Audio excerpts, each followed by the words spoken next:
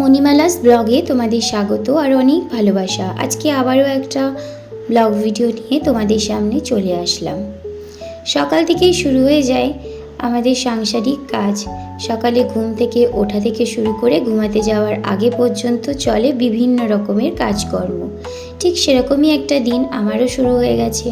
সকালে ঘুম থেকে উঠেই যেটা সবার প্রথমে কাজ, বাসি বিছানাটা তুলে নেওয়া। কিন্তু যেটা আমার ক্ষেত্রে সবসময় পসিবল হয় না, কারণ আমার একটা ছোট বাচ্চা আছে।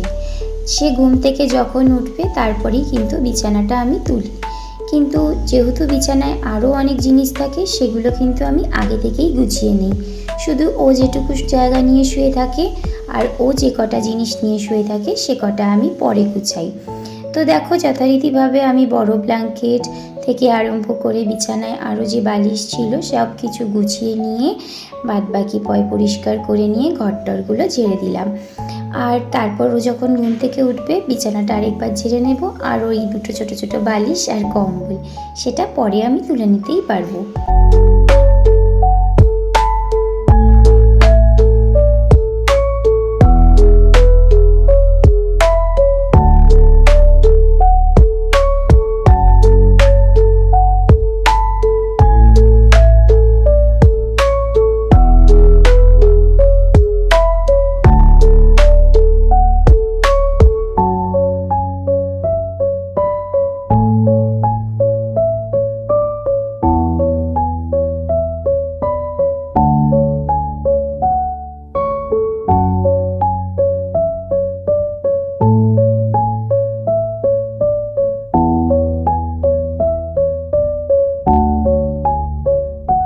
শীতকাল চলে গেছে, এবার আস্তে আস্তে যা যা শীতের জিনিস বেরিয়েছিল সেগুলো সবই কাচা ধোয়া করে তুলতে আরম্ভ করে দিয়েছি।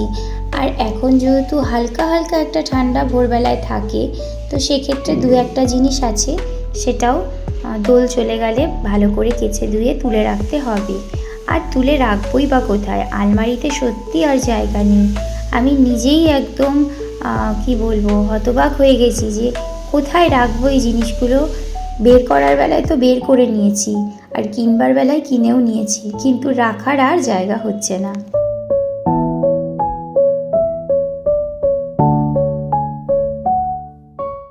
বন্ধুরা, অনেক দিন ধরেই ভাবছি একটু ফ্রিজটা পরিষ্কার করব, কিন্তু সময় হচ্ছে না আর ফ্রিজটা সেভাবে খালিও হচ্ছে না।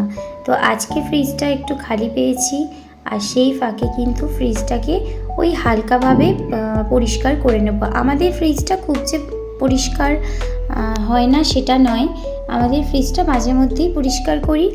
আর বেশি যেটা সমস্যা হয়, জিনিসে ভরে থাকে কিন্তু নোংরা ব্যাপারটা কিন্তু খুব একটা হয় না। তো দেখো, আমি ঝটপট করে কোনো রকমে একটু করে দিলাম, কিন্তু খারাপ হয়নি পরিষ্কার, জানো তো। এটা ছিল আজকের আমার একটা মহা কাজ। আজকের ভিডিওটা খুব বেশি বড় করলাম না, এই পর্যন্তই থাকলো। যদি ভালো লাগে অবশ্যই লাইক কমেন্ট শেয়ার করো। আর যারা আমার ইউটিউব চ্যানেল থেকে দেখছো তারা চ্যানেলটাকে সাবস্ক্রাইব করে পাশে থাকা বেল আইকনটা প্রেস করতে ভুলো না। আবার নতুন ভিডিও নিয়ে তোমাদের সামনে চলে আসবো। ভালো থেকো, সুস্থ থেকো।